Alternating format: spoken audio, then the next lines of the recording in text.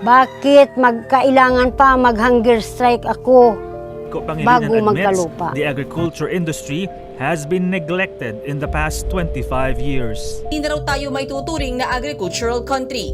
Hanggang ngayon, pati 1.33 billion, hindi na pera ng mga magsaka, hindi pa binibigay. Dapat sana, ang magsasaka dapat, bigyan nila ng pansin na tulungan talaga nila.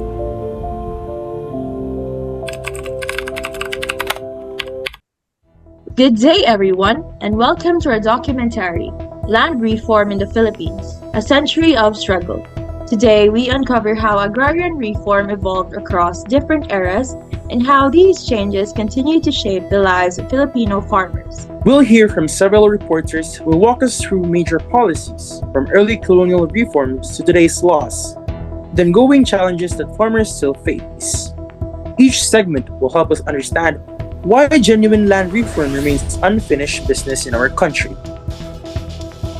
To begin, let's learn what land reform really means and why it matters. Next, we have Elle. Thank you. Land reform is a vital national program that seeks not only to redistribute agricultural lands, but also to ensure fair and equitable ownership for farmers and landless workers across the country. At its core, land reform is about giving the people who work the land the right to benefit from it, a right that has long been out of reach for many rural families.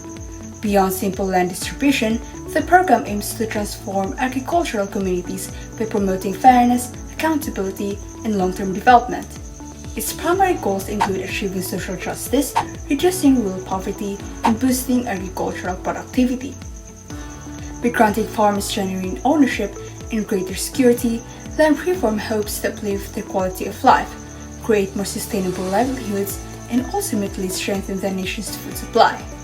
Land reform plays a crucial role in addressing the deep-rooted inequality in land distribution, an issue that has shaped the Philippine rural landscape for decades. For countless farmers, the promise of land reform represents far more than a legal title. It symbolizes dignity, stability, and the opportunity to build a better future for their families. It stands as recognition of the essential role they play in feeding our people and sustaining our economy.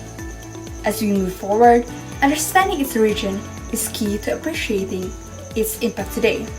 So, before we take a closer look at the major events that shaped land reform through the years, let's first go back in time to see how this movement began and why it became one of the most significant reforms in our nation's history. Thank you, Elle. Now, let's explore how land issues were handled during the American colonial government. Here's Janela. Thank you, anchors. Good day, this is Janela Senarlo, reporting on the American period land policies in the Philippines and how these reforms shaped land ownership in the country. During the American colonial period, the United States introduced several land policies meant to modernize land ownership and promote fairness. These included the Torrance System, the Public Land Act, and the Homestead Program. But despite their promises, these reforms often failed to benefit ordinary Filipinos and instead strengthened the power of wealthy land-owning families. The first was the Torrance System, a formal land titling process that required owners to secure official titles to prove their claim. While the system aimed to remove disputes and organize land records, many Filipinos were unable to comply due to not having money for fees, legal documents, or lived far from government offices. With this, many poor farmers and indigenous communities were unable to register the lands they had lived on for generations. Meanwhile, richer and more powerful families with money, lawyers, and connections were able to register huge areas of land quickly. In the end, the Torrance system helped the elites more than the ordinary Filipinos. Next came the Public Land Act, which defined what counted as public land and set rules on how citizens could acquire it. Only Filipino citizens or those who intended to become citizens were allowed to apply. Applicants also had to prove they were capable of cultivating the land productively. The intention was to distribute land fairly, but again, the process required money, documents, and travel. Poor farmers often could not complete the requirements. Wealthier individuals, on the other hand, had the money, time, and legal representation to claim land quickly. Instead of solving land inequality, the act often made it worse. One major component of this act was the Homestead Program, which granted land patents to settlers who lived on and developed a piece of public land. While it was meant to encourage agricultural expansion, the program required proof of occupancy and improvement, making it more accessible to those with the means to farm effectively. Overall, these policies were crafted to bring order to the land system and boost agricultural development.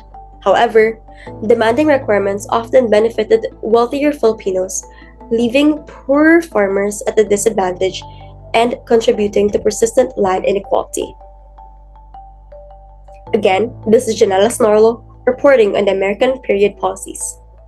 Back to you, anchors. Thank you, Janela. Now let's move to the Commonwealth and early Republic era. Next, we have Juwan. Good day. I am Juwan de Veyra reporting on the Commonwealth and early Republic era. During the Commonwealth and early Republic era in the Philippines, agrarian reform initiatives were few and far between and had very little impact. The Rice Share Tenancy Act RA 1199 was a primary law regulating tenancy. It aimed at protecting tenant farmers by regulating sharecropping and granting them security of tenure, but in reality, the law was poorly enforced and landlords were always finding ways to get around it. The National Land Settlement Administration (NLSA) was created to resettle farmers without land in the government lands, but the program was met with logistical and financial obstacles, thus only a handful of people were resettled before the war. The peasant revolt of the Hawks can be traced to the peasants' dissatisfaction with their landlessness, abusing sharecropping and government's neglect of agrarian issues, which caused them to take up arms in central Luzon. Reforms during these periods were feeble as a result of the lack of political will, the opposition of the rich landlords, limited government funds, and weak law enforcement. Consequently, the agrarian question remained unsolved, the root of which was the growth of social unrest and the uprising of the Hawk movement. Back to you, anchors. Thank you, Juwan. Now, let's examine one of the biggest agrarian programs in Philippine history. Here's Joleah with CARP. Thank you, Isabella and Aristotle. Good day. I'm Joleah Clemenia reporting. Today, we take a brief look at the Comprehensive Agrarian Reform Program or CARP under Republic Act 6657, its purpose, its accomplishment, and the challenges it continues to face. CARP was launched in 1988 to address one of the country's biggest rural issues, the unequal ownership of agricultural land. The program aimed to distribute both private and government-owned agricultural lands to landless farmers and provide them with support services like credit access, trading, and rural infrastructure. Its main features include land acquisition and distribution, the creation of agrarian reform communities, and assistance to beneficiaries through cooperatives and capacity-building programs. The objective is clear: promote social justice and strengthen the agricultural sector by giving farmers secure access to the land they till. But despite these achievements, the program faced persistent challenges. Land distribution has often been slow, delayed by legal disputes, resistance from landowners, and administrative backlogs. Many farmers also struggled due to limited support services, lacking the equipment, capital, and technical assistance needed to make their land productive. Some areas even recorded declines in agricultural productivity, partly due to restricted land use policies and reduced private investment in rural communities.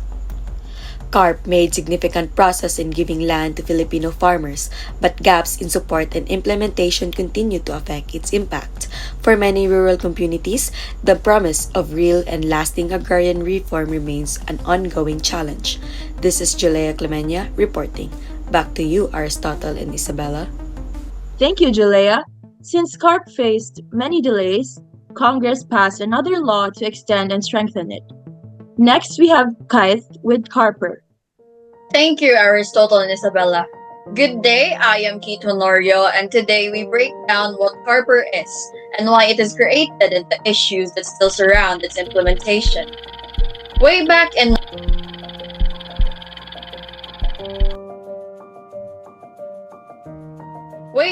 1988, the Philippines launched CARP, a historic attempt to give landless farmers their own land. But by 2008, after 20 years, millions of hectares were still undistributed.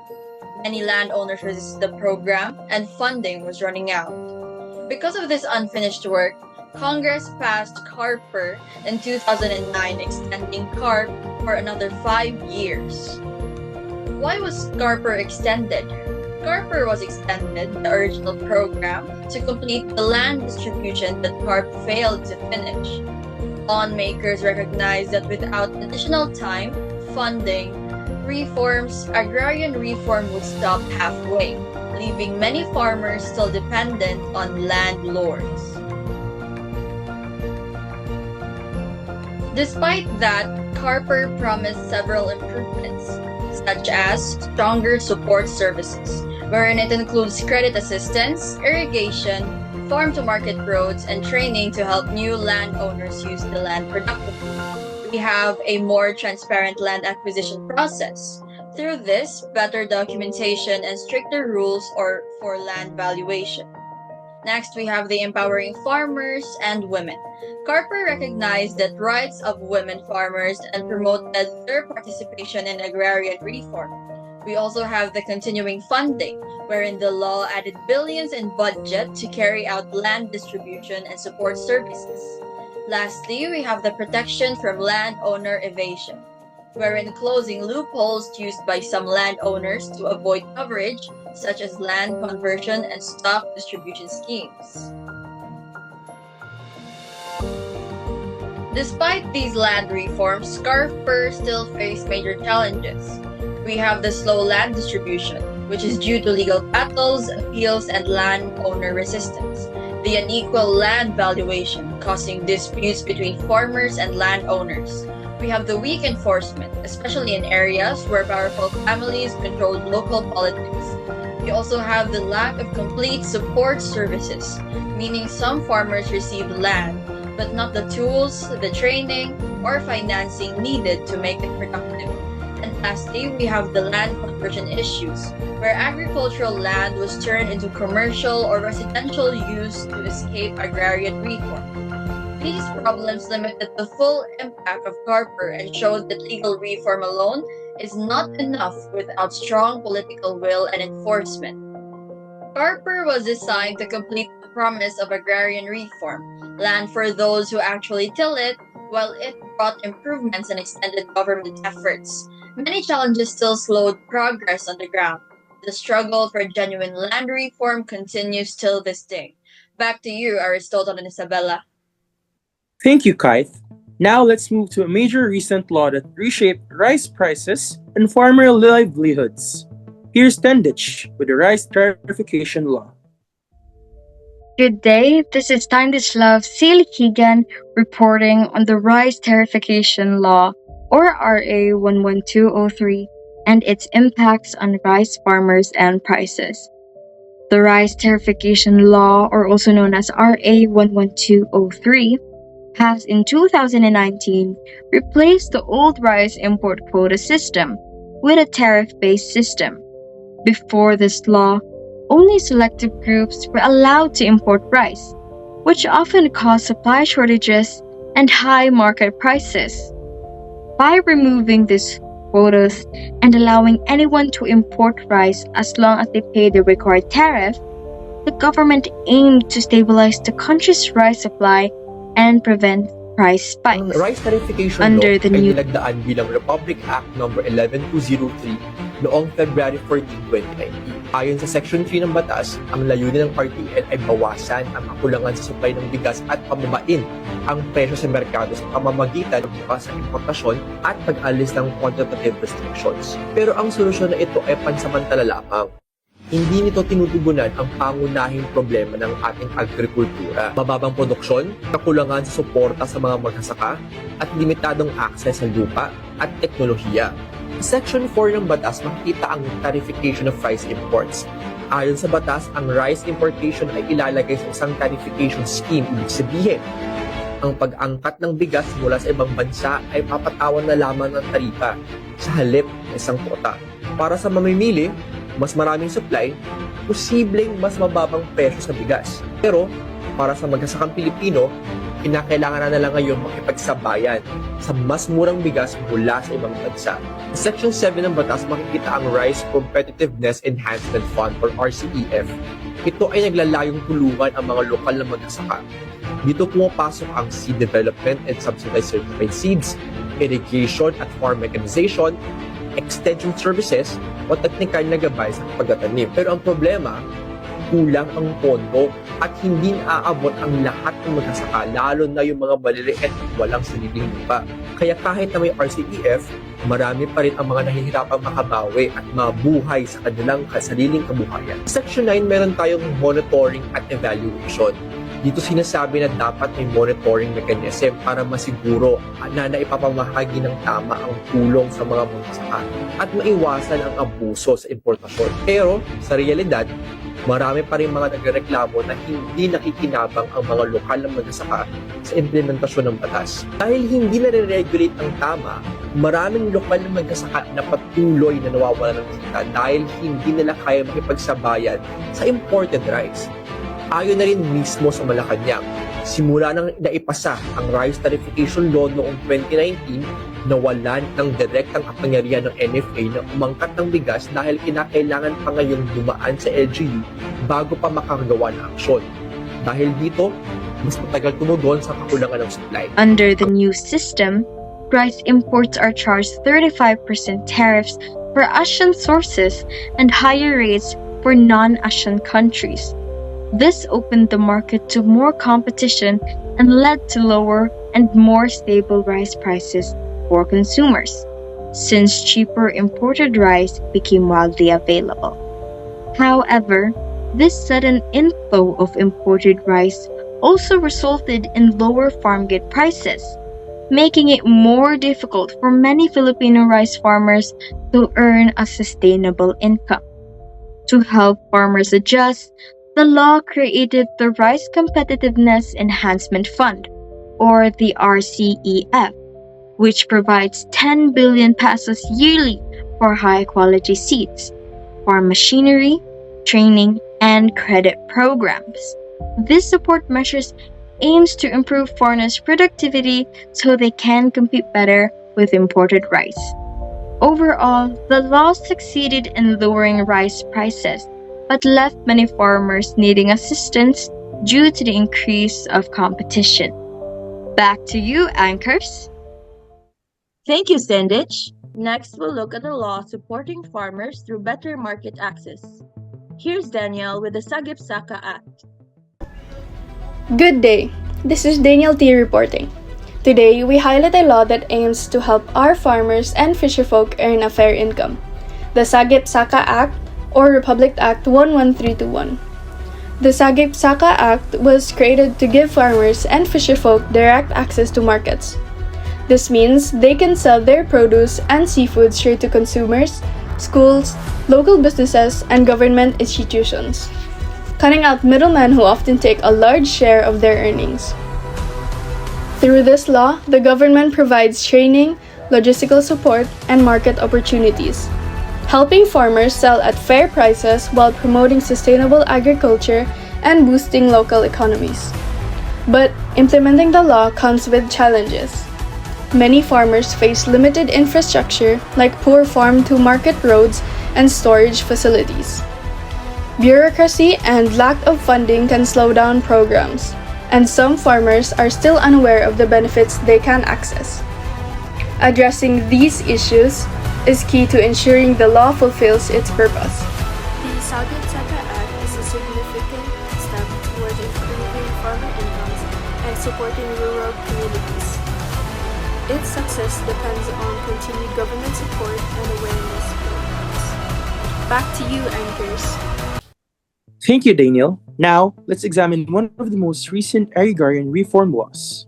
Here's Leanne with the new Agrarian Emancipation Act. Good day, this is Leanne Alexis Palatolon. reporting on the new Agrarian Emancipation Act, officially known as the Republic Act No. 11953, a landmark Philippine law signed on July 7, 2023. This law aims to relieve over 600,000 agrarian reform beneficiaries, farmers who were awarded land under the Comprehensive Agrarian Reform Program, from heavy debts. It condones or forgives approximately 57.557 billion in principal loans, unpaid amortizations, interest, penalties, and surcharges on agricultural lands owned by these farmers, effectively enabling them to fully own their land debt-free. The law benefits agrarian reform beneficiaries by lifting mortgage liens and exempting the payment of estate taxes on their agricultural holdings. This debt relief is intended to empower farmers, helping improve their economic conditions and agricultural productivity. However, the law also mandates that farmers cannot sell the land awarded to them for at least 10 years to ensure the land remains used for agricultural purposes. Despite these benefits, the new Agrarian Emancipation Act faces criticisms regarding its sustainability. Critics worry that without complementary support such as credit access, agricultural inputs, and market assistance, farmers may struggle to maintain land productivity. Others note that the Act primarily addresses the symptoms of agrarian debt but does not fully solve the systematic challenges facing agrarian reform implementation. This law reflects a significant step toward easing the financial burden on farmers, aiming to strengthen the agricultural sector, but its long-term success will depend on the continuous provision of support to agrarian reform beneficiaries. Thank you, Leanne. To wrap up the research portion, here's Ace with the major flaws and current issues. Next, we have Ace. Good day, I am AC Charlize Moran and I'll be reporting the flaws, criticisms, and 3 current issues. Across decades of agrarian and agricultural reform in the Philippines, every law, from CARP and CARPER to the Rice Tariffication Law and the Agrarian Emancipation Act, promised change. But these promises lie recurring flaws, criticisms, and 3 major issues that continue to define the country's agricultural struggle. Many reforms were criticized for slow, uneven implementation, where farmers received land but lacked irrigation, machinery, and long-term support. Others suffered from bureaucratic fragmentation, with overlapping agencies creating confusion and delays. Corruption and weak monitoring further diluted their impact. These problems tie into 3 major issues. First, weak support services. Many farmers received land, but not enough tools, capital, or training to improve productivity. Second, rice import dependence. Cheaper imports help consumers but place Filipino farmers at a disadvantage and expose weaknesses in local agriculture. Third, overlapping and inconsistent government policies. Different laws and agencies often conflict or fail to work together, slowing down real progress. Together, the flaws of past laws and these enduring issues remind us that the true reform requires more than legislation. It demands sustained action, unified leadership, and a system that places Filipino farmers at the center of national development. Thank you to all our reporters for guiding us through the long and complex history of land reform in the Philippines. From colonial land policies to modern agrarian laws, we've seen how each reform attempted to address inequality and how challenges continue to affect the lives of Filipino farmers. As we close this documentary, we highlight once more the 3 major issues that continue to shape agrarian reform today: weak support services, rice import dependence, and overlapping or inconsistent government policies. These challenges remind us that true agricultural progress requires more than laws. It demands strong implementation, unified leadership, and continuous support for our farmers. We hope this documentary deepens your understanding of our country's ongoing struggles for genuine land reform.